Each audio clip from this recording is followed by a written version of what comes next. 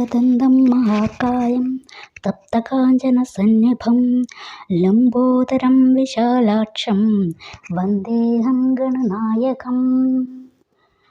बुद्धिं देहि यशो देहि कवित्वं देहि देहि मे मूढत्वं संहरा देवी त्राहि मां शरणागतम्।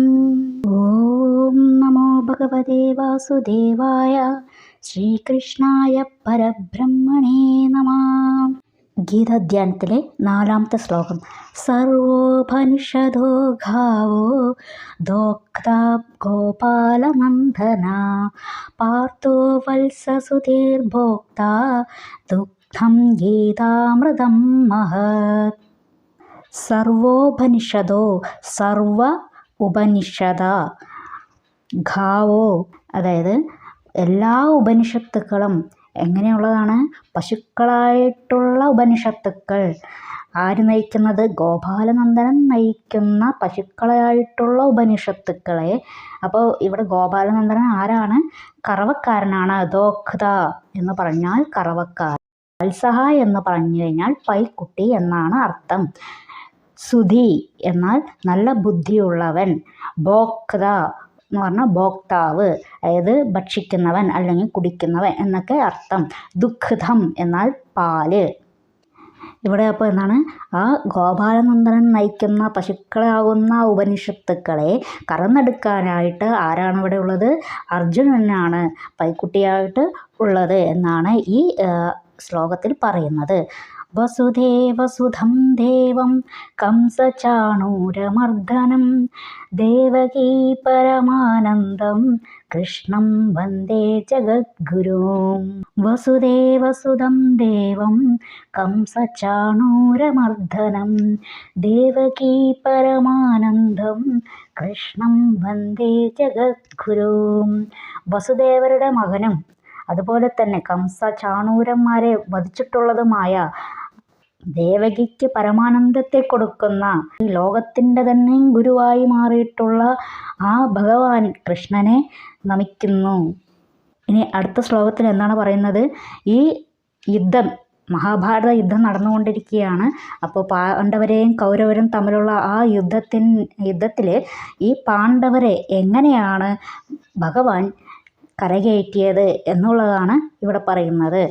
ഭീഷ്മദ്രോണതടാ ജയദ്രഥജ്ജല ഗാന്ധാര നീലോപല ശല്യഗ്രാഹവതീ കൃപേണ വഹനി കർണേന വേലാകുല അശ്വത്ഥാമ വികർണ ഘോരമഖര ദുര്യോധനാവർത്തിനി സോത്തീർണ ഖലു പാണ്ഡവൈ രണനദീ കൈവർത്തക കേശവ. ഇവിടെ ഭീഷ്മരെയും ദ്രോണരെയും സമുദ്രത്തിൻ്റെ ഇരു കരകളായിട്ടാണ് ഉപമിച്ചിരിക്കുന്നത്. ഒരു വലിയ സമുദ്രമാകുന്ന യുദ്ധത്തിൻ്റെ ഇരുകരകളാണ് ഭീഷ്മരും ദ്രോണരും. അതിലെ ഒഴുകുന്ന ജലമാണ് ദുര്യോധനൻ്റെ സഹോദരി ഭർത്താവായിട്ടുള്ള ജയദ്രഥൻ. ഗാന്ധാര നീലോപല ശല്യഗ്രാഹവതീ കൃപേണ വഹനി. ഗാന്ധാരിയുടെ സഹോദരനായ ശകുനിയാണ് വലിയ പാറക്കഷ്ണങ്ങൾ. അതുപോലെ ശല്യർ മുതലയായിരുന്നു. ഗ്രാഹവതി എന്നാൽ മുതല. കൃപാചാര്യ അടിയൊഴുക്കായിരുന്നു. കർണേന വേലാകുല അശ്വത്ഥാമ വികർണ ഘോരമഖര. കർണനോ ആ സമുദ്രത്തിലെ വേലിയേറ്റമായിരുന്നു. അതുപോലെ തന്നെ അശ്വത്ഥാമാവ്, വികർണൻ ഇവരൊക്കെ ആരാണ്? ഘോരമഖര, ഭീകരമായിട്ടുള്ള. മകര എന്ന് പറഞ്ഞാൽ സ്രാവാണ്. അപ്പോൾ അവർ ആരായിരുന്നു? ഭീകരമായിട്ടുള്ള സ്രാവുകളായിരുന്നു. ആര്? അശ്വത്ഥാമാവും വികർണനും. ദുര്യോധനാവർത്തനി സോ ഉത്തീർണ ഖലു പാണ്ഡവൈഹി. ദുര്യോധനനും അവിടെ ആരായിട്ടാണ്? വലിയ ചുഴിയായിട്ടാണ് ദുര്യോധനനെ പറയുന്നത്.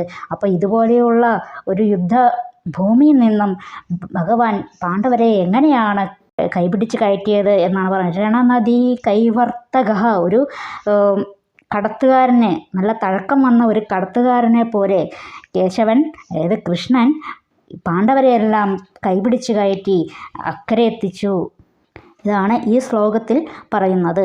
പരാശര്യവജസരോജമമലം ഗീതാർത്ഥഗന്ധോദ്ഘടം നാനാഖ്യാനകേ സരം ഹരികഥാ സംബോധനാബോധിതം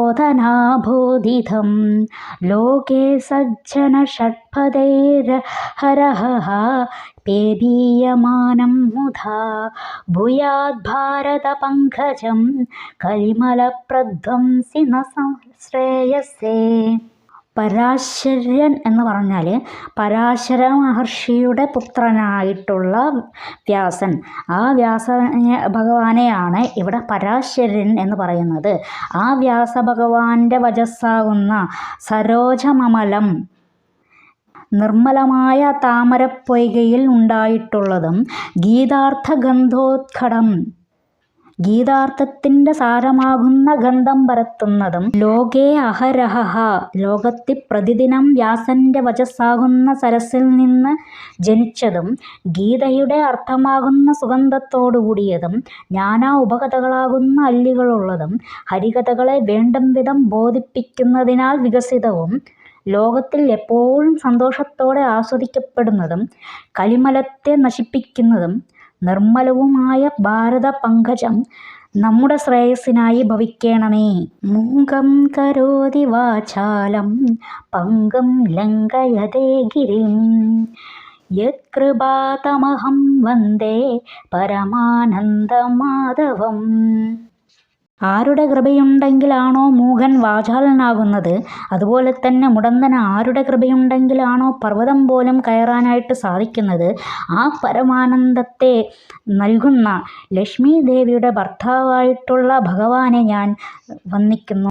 യം ബ്രഹ്മവരുണേന്ദ്രരുദ്രമരുതാ സ്തുന്വന്തി ദിവ്യൈസ്തവൈഃ വേദൈഃ സാംഖ്യപദക്രമോപനിഷदैर्गायन्ति यं सामगाः ध्यानावस्थिततद्गतेन मनसा पश्यन्ति यं योगिनो यस्यान्तं न विदुः सुरासुरगणा ദേവായ തസ്മൈ നമഃ.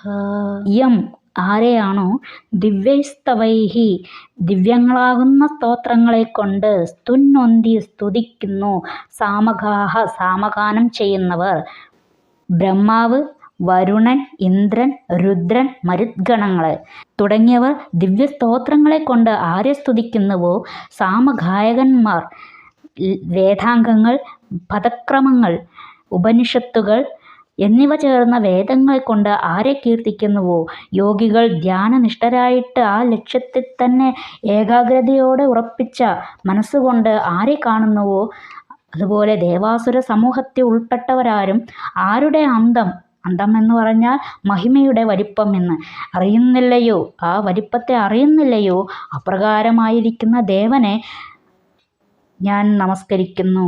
ഭഗവത്ഗീതയിലെ ഗീതാധ്യാനം കഴിഞ്ഞിരിക്കുകയാണ്.